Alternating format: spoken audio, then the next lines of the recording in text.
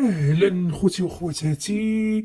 اليوم جبت لكم الجديد في قضية محمد الترك ووصال ودنيا بطمة. قبل ما نبدا معكم في التفاصيل ما تنسونيش باللايكات ديالكم ودعمكم للقناة. المهم اخوتي وخواتاتي، اليوم عاوتاني من جديد وصال كتقلي السم لدنيا باطمة. خدات واحد الاغنيه ديالها وبدات كتغني عليها وكتغني بها.